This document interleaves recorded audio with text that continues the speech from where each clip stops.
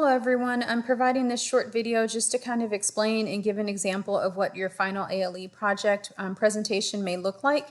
This student allowed me to use her presentation and I've modified it from what she originally submitted. So you'll see that this is not a complete presentation and all the components of what's required in your project is not included in this.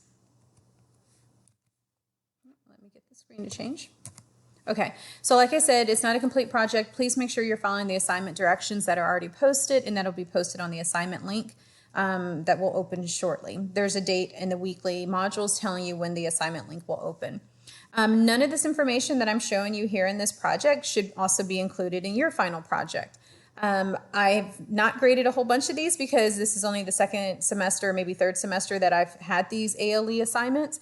And so I'm going to notice if things are kind of the same. Plus, because these assignments are still being turned in through the plagiarism check program, things will flag. So please don't copy the information that I'm showing here. That's another reason why I'm not showing the entire project, okay?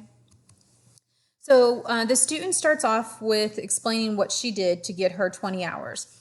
So after volunteering 12 hours in the Child Development Center, she then decided to do 8 hours focused on gathering resources on recycling. It's that simple. You don't have to include your hour log sheet, but you're welcome to if you want to. You just have to break it down for me. Tell me, how did you complete all 20 of your hours?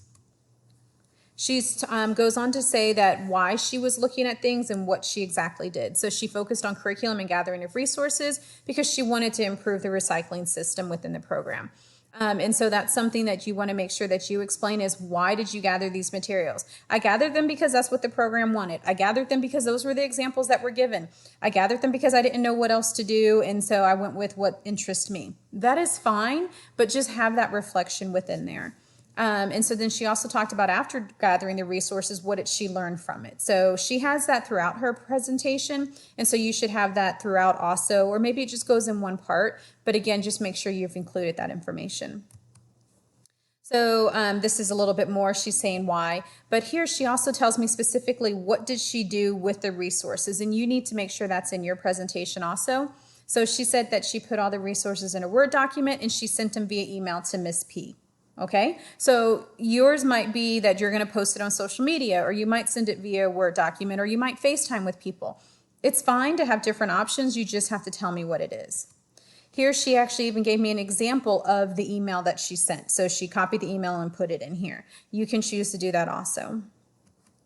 So here are some of the resources that she found. I know it's probably not super big on your screen, but here's different video links she found, and here's an activity that can be done. And then within her project, she explains what these different pictures are. And so here's some more. So this is just a sample of what she did. You do not have to show me every single thing that you did. If you found resources on maybe 4 different areas, then maybe just show me one resource from each of those 4 different areas. So hers focused on recycling, which could be a math, science, or a cognitive area. But let's say you did physical development and cognitive, then maybe show me one from physical, one from cognitive.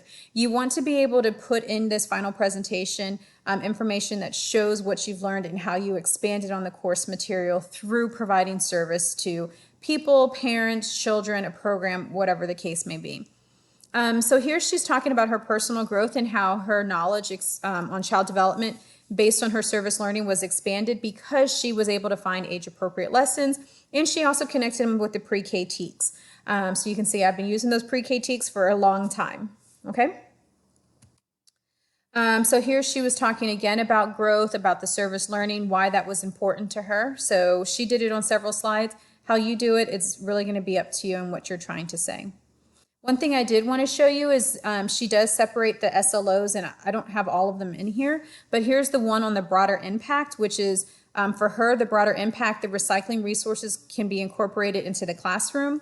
But what she's also talking about is the resources, or I'm sorry, the information that the children are going to gain can help them with recycling both inside the classroom and outside of the classroom. So this learning will be expanded. It's not just in one set environment. And that was important to her. That was her broader impact, and that was a purpose for her to have this service, to provide this broader impact in multiple areas, okay?